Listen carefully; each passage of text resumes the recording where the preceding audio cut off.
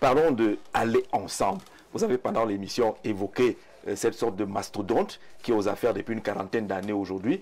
Et c'est comme ça que je les voyais en 2017-2018. Mastodonte. Mon regard a changé. C'est un peu moins maintenant. Oui, parce que nous-mêmes, on n'est pas moins. Hein. D'accord. Et l'opinion semble dire que c'est pour ça que nous sommes persécutés. semble dire aujourd'hui que pour affronter justement ces mastodontes, il faut que vous soyez organisés, que vous mettiez ensemble une sorte de coalition ou alliance, l'opposition. Mais on a l'impression que ça ne se fait pas facilement. On ne vous voit pas beaucoup dans ces regroupements-là. Vous êtes cavalier solitaire? Non, absolument pas. Absolument pas. J'ai toujours parlé de coalition. Pas seulement parler, j'y ai travaillé. Lorsque j'ai été sollicité par le professeur Olivier Billet, pour prendre cet exemple-là, je m'y suis activement investi. Dans l'ATP. Dans l'ATP. Oui. J'allais voir d'autres acteurs politiques. Je me suis même constitué en crédibilisateur, je ne sais pas si le terme existe, de l'ATP. On n'a pas meilleure démonstration de ma volonté de mutualisation. Pour faire simple, nous avons deux options de mutualisation, nous n'avons de cesse de le dire. Je le dis aussi sur votre antenne.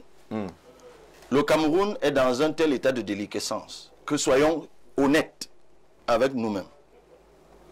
Celui qui gagnera l'élection présidentielle en octobre 2025 court le risque de trouver un pays dont il n'imagine même pas véritablement l'ampleur de la déliquescence. C'est un peu ce qui est en train de rattraper aujourd'hui Diomaye Faye et Ousmane Sonko au Sénégal. Ils découvrent des déficits cachés, des dettes cachées, des choses cachées qui handicapent la mise en œuvre de leur vision. Parce il y a des choses qui étaient dissimulées. Si chez eux, c'est d'amplitude 7, chez nous, ça pourrait je crois que chez nous, c'est amplitude 1000. Et c'est pour cela que, fort de cela, nous avons suggéré qu'il y ait une coalition de transition. Personne n'en mourra.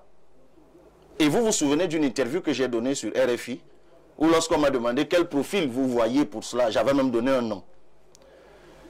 Ça nous prend 2 ans, 3 ans.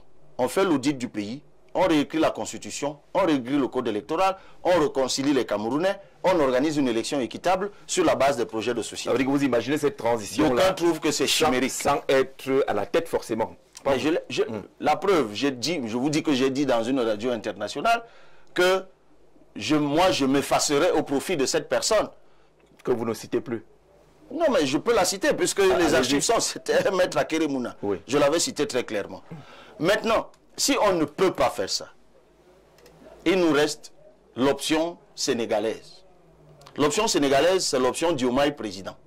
Si vous faites une transposition, ça pourrait donner Cabral président ou Jean-Jacques Zé président si vous voulez. Pourquoi pas? Voilà. Et c'est quoi cette option? C'est de construire autour d'une candidature forte, une candidature crédible, une candidature sérieuse, une coalition. Vous savez, l'élection du Sénégal, on n'en parle pas suffisamment, mais j'aime le rappeler. On croit que c'était une affaire entre Diomaye Faye et le candidat du pouvoir. C'était 17 candidats. Et ce n'était pas 17 figurants. Parce qu'on avait là des anciens ministres. Il y avait 3 anciens premiers ministres. N'importe quoi. Oui. 3 anciens premiers ministres, dont Idrissa Seck et le sortant. Il y avait 2 anciens maires de grandes villes, Dakar et Kaolack. Il y avait un ancien directeur général des douanes. Il y avait 3 professeurs, directeurs de chaire à l'université, professeurs titulaires. Il y avait des hommes d'affaires de haut vol. Il y avait un haut fonctionnaire des Nations Unies, ainsi de suite, ainsi de suite. Mais ça n'a pas empêché que la coalition Diomaye président, qui a réuni 118 partis politiques et organisations de la société civile, gagne au premier tour. Tenez-vous tranquille.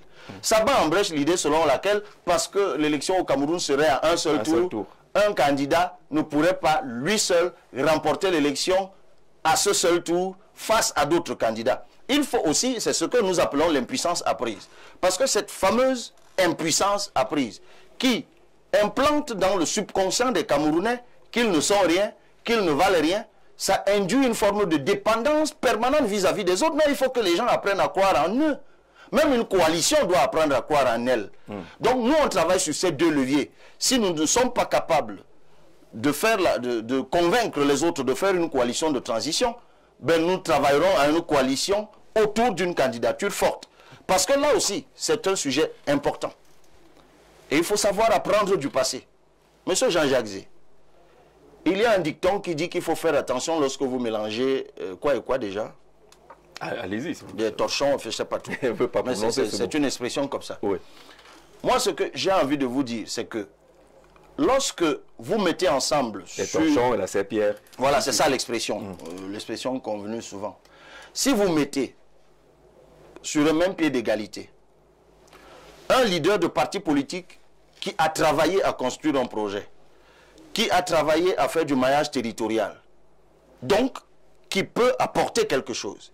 Et à côté de lui, vous mettez un autre qui n'a travaillé à rien. C'est ce que vous reprochez à l'ATP, par exemple? Non, je ne parle pas d'ATP. Je vous dis juste que pour certains, leur terrain, c'est la télé. Pour nous autres, notre terrain, c'est le vrai terrain. Le terrain.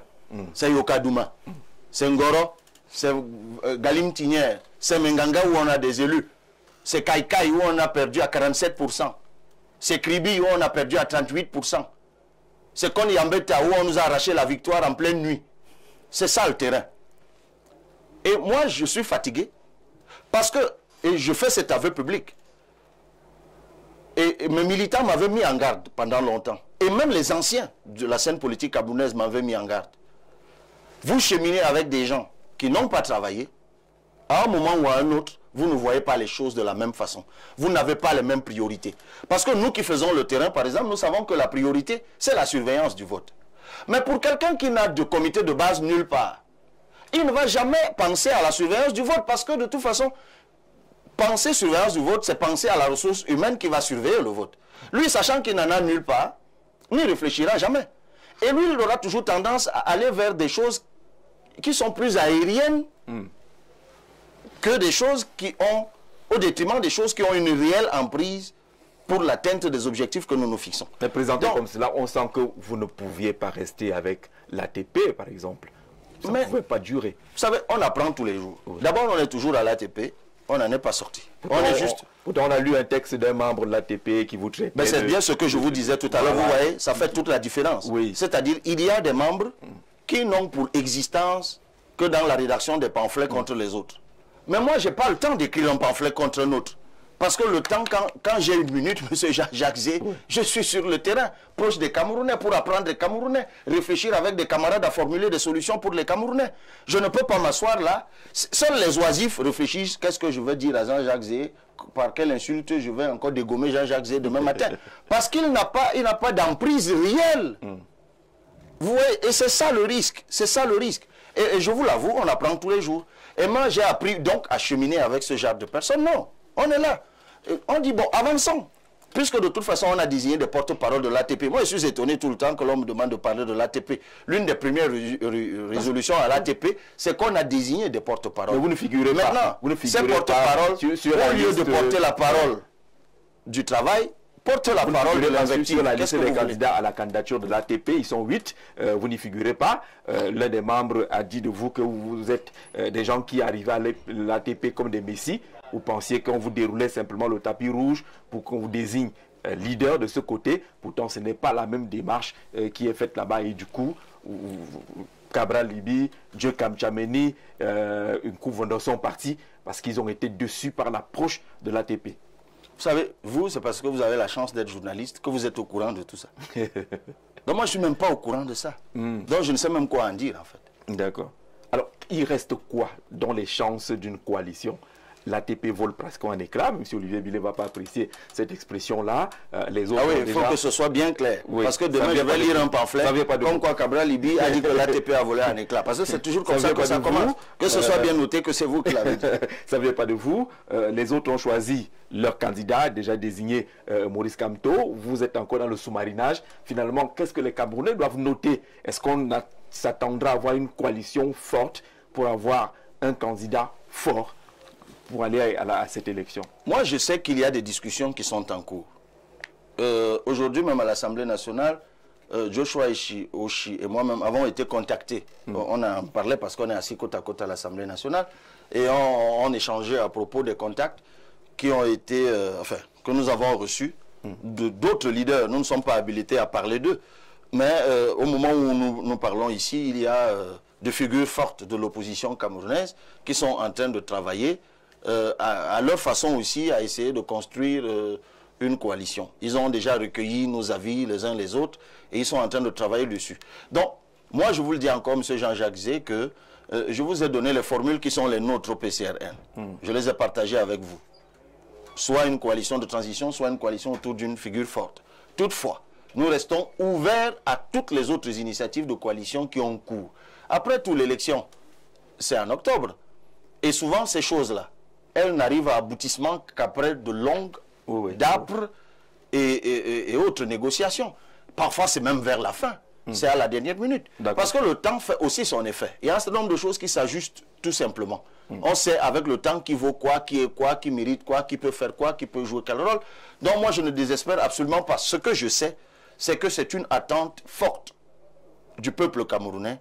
Chaque jour que moi je suis dans la rue, je croise des gens qui me disent, s'il vous plaît, mutualisez, mutualisez, mutualisez. Même si je leur réponds, comme je l'ai dit ici tout à l'heure, qu'attention, il ne faut pas que cette expectative nourrisse l'impuissance apprise. Justement, c'est donnant l'impression que qu'on a choisi, même si ça n'arrivait pas, voilà. Parce que ça aussi, ça vient du pouvoir. Vous savez, je vous ai dit tout à l'heure, à un moment de l'émission... Qui ferait croire ce pouvoir-là que tant que vous n'êtes pas ensemble, je vous ai dit tout à l'heure, à un moment de l'émission, que le pouvoir a des hommes liges dans l'opposition. Oui.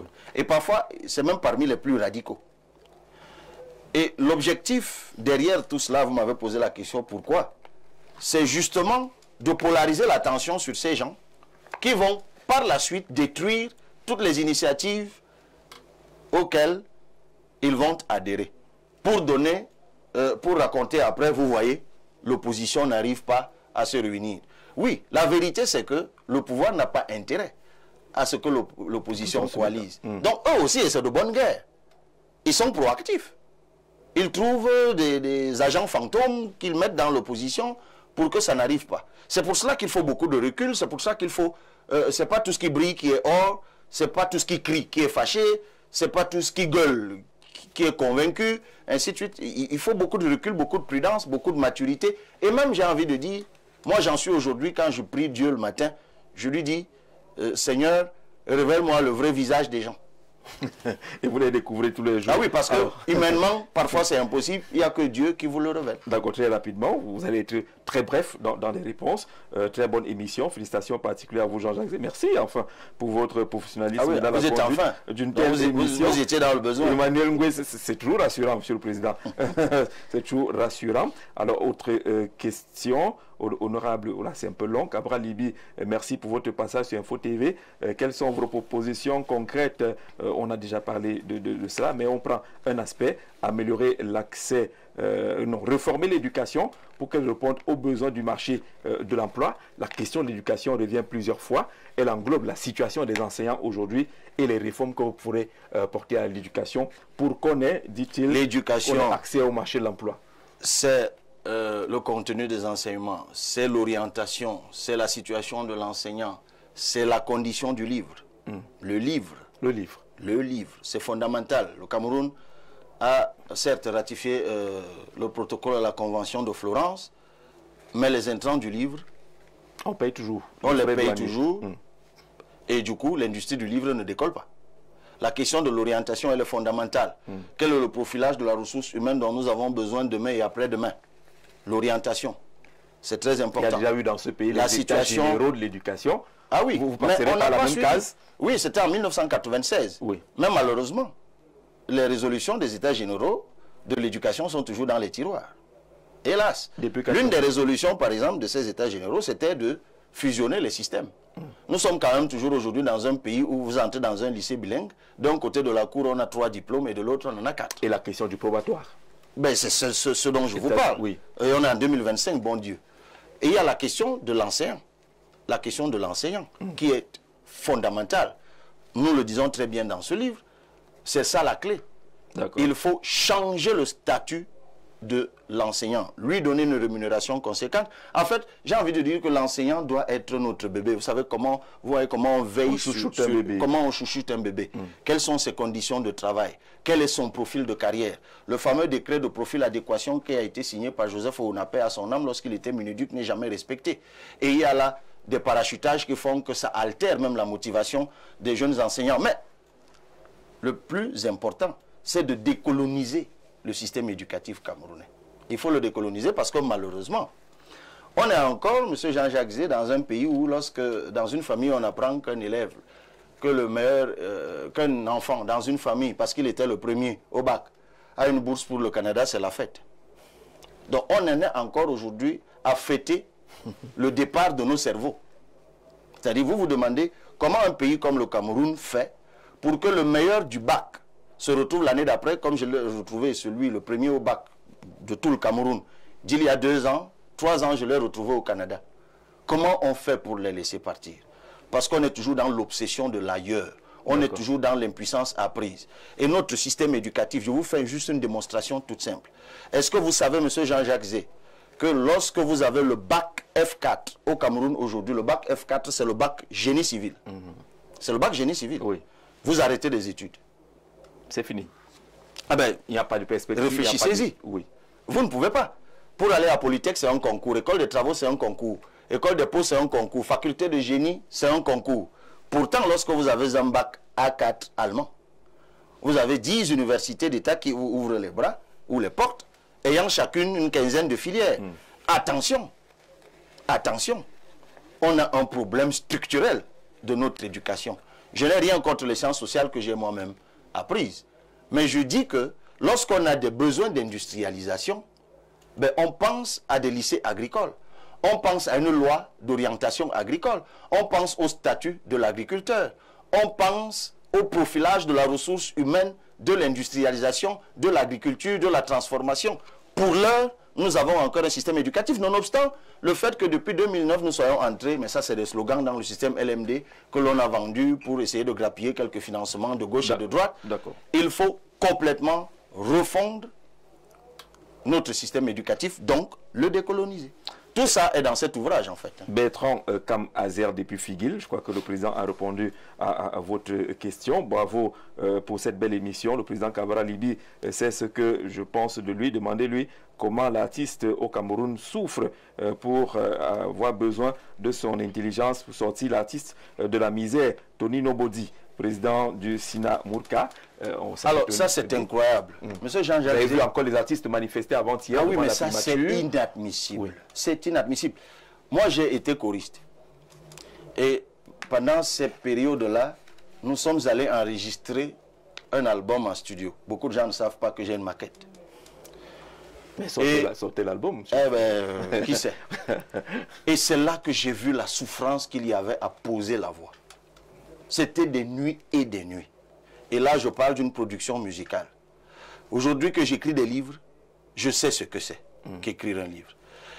Il n'y a rien de plus cruel que de voir d'abord la falsification d'une œuvre de l'esprit, puis de voir quelqu'un dont l'œuvre est exploitée partout, alors que lui, il ne peut pas en vivre. C'est juste inacceptable. Et tout ça pourquoi? Et nous l'abordons dans le 10e chapitre de cet ouvrage, sur le relifting de l'État.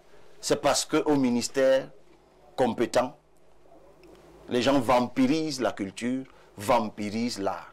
Nous consacrons dans cet ouvrage une 20aine de pages sur notre vision de la culture, sur la construction des espaces de culture, sur la formation des acteurs culturels, sur l'accompagnement des acteurs culturels. Sur cette question même, Jean-Jacques Zé, est-ce qu'on invente la roue, mon Dieu? Dans tous les pays normaux du monde, la question du droit d'auteur est réglée. Oui. Donc vous n'avez même pas besoin d'aller au laboratoire. Vous apprenez simplement de ce que font les autres. Vous collectez et vous redistribuez, bon Dieu. Est-ce que c'est si compliqué? Mais c'est une industrie.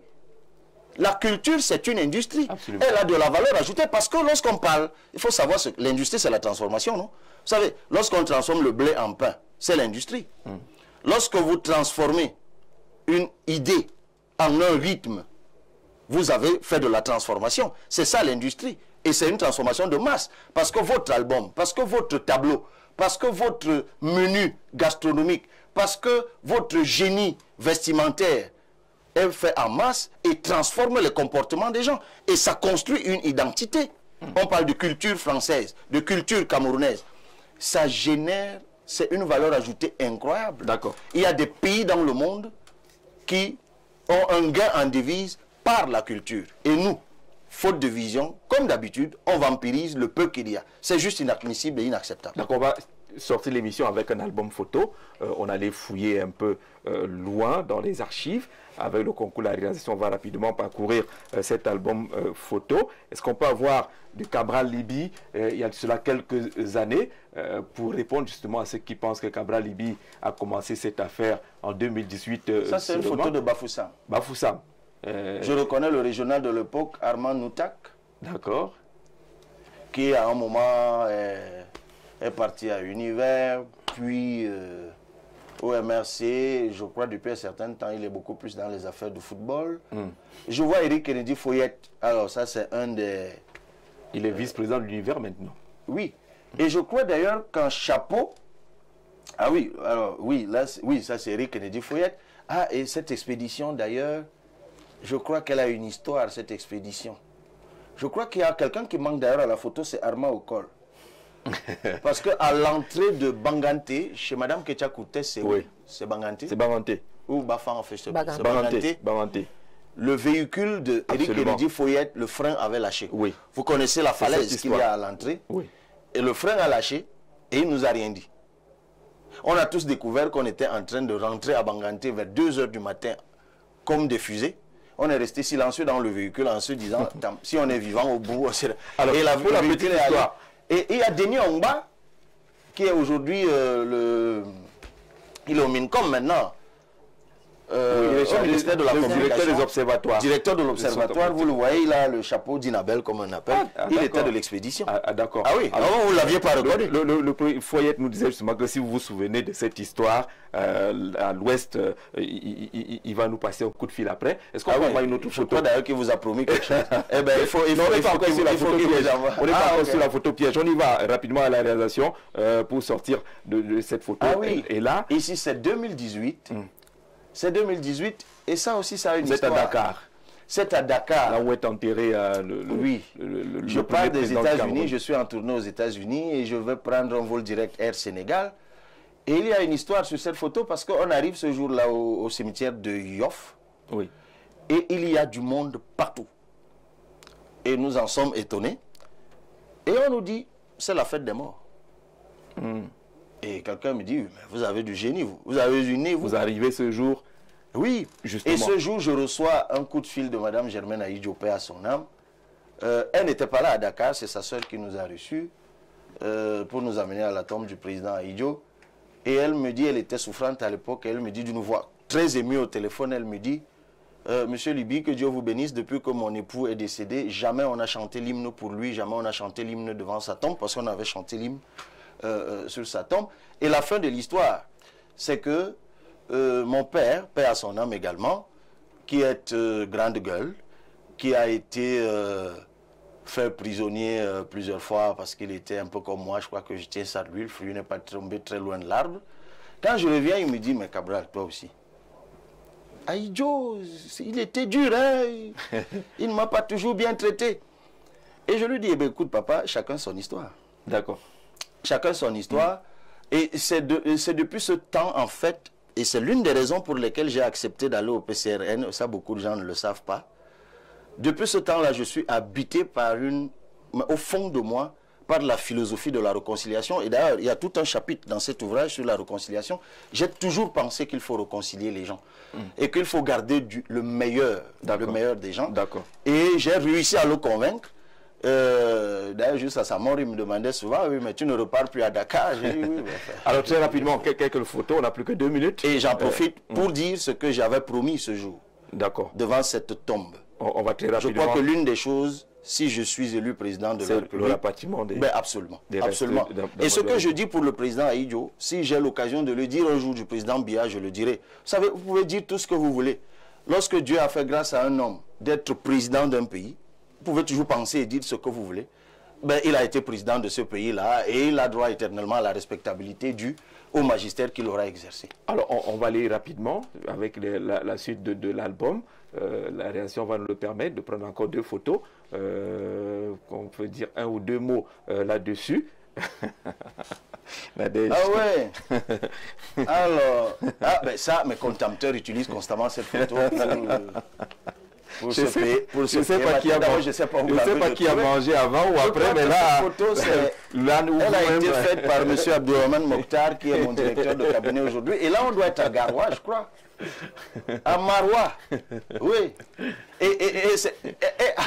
C'est une histoire de Cambodge. On n'aura pas le temps de l'histoire. Non, mais on ne connaît ni cet âne, évidemment, ni celui qui a l'âne. On était dans le véhicule, on a vu quelqu'un passer avec un âne. On a garé le véhicule sur le bas-côté et on lui a dit de nous donner son âne. Eh bien, il nous l'a donné volontiers. Il a dit, faites-en ce que vous voulez. Et il a failli m'a jeté au sol, hein, ce jour-là. Tout le monde avait besoin d'aller un peu au restaurant s'il fait cette photo. Une autre rapidement, il y a le président Cabral, là, non, on va passer dans un collège ou un lycée. Ah oui, ça c'est M. Moukassa. Il était du PCRN. Responsable du PCRN en Hongrie. Il y est toujours. Ou en Autriche. Oui, très bien, on y va. Non, il n'occupe plus cette fonction, mais il est toujours du PCRN. Très bien. Voilà, c'est la question qui nous vaut 50 000 si vous nous dites quand elle a été faite, cette photo. Cette photo doit avoir été faite à Galim. Dans les Bamboutos. On était chez Olson Bao. Je crois. Et on est allé visiter un marché dans les Bamboutos en tout cas. Est-ce que c'est Galim? Est-ce que c'est une ville à côté de Galim? Je n'en sais rien. Mais c'est dans les Bamboutos. Et notre camarade de l'époque qui était candidat aux législatives dans les Bamboutos, Olson Bao, comme on l'appelle, c'est son pseudo. C'est compliqué. Oui, monsieur Atimbo. Ne vous faites pas perdre 50 000, s'il vous plaît. Non, mais je crois. Et cette dame qui m'embrasse si chaleureusement a été très contente de me voir. Bon, je peux peut-être me tromper, mais je crois que c'est ça, c'est le Bamboutos. Dans les Bamboutos. On vous dit merci, Président, d'être venu. Non, mais tu as gagné les 50 000. Non, j'attends la réponse. Je suis en train de monitorer, là. Il faut qu'il réagisse rapidement. Pour savoir si on a 50 000, Nadège, c'est pas une mauvaise chose. Hein. Dans tous les cas, on vous dit merci, Président. On vous a retenu un peu plus longtemps, alors que vous devez prendre la route. Écoutez, j'espère que vos téléspectateurs ne l'ont pas regretté non plus. J'ai parfois une fâcheuse tendance. J'essaye de me discipliner. Vous avez été très discipliné. À être... trop parler des fois. J'espère que j'ai réussi à m'auto-réguler. C'était à vous la parole. Et je crois que l'objectif est atteint. L'objectif est fondamentalement atteint. On vous dit merci. Merci à tous ceux qui ont participé à la production de ce programme, les réalisateurs et autres qui sont là-dessus. On vous dit merci. N'oubliez pas la rediffusion demain, 7 h du matin. Vous avez l'intégralité du programme. Dimanche, 7 h du matin également. Et puis lundi à 12h30 pour retrouver le président Cabral Libye qui a eu la parole suffisamment. On vous dit merci. Rendez-vous à la prochaine édition avec un autre invité. Très bonne soirée.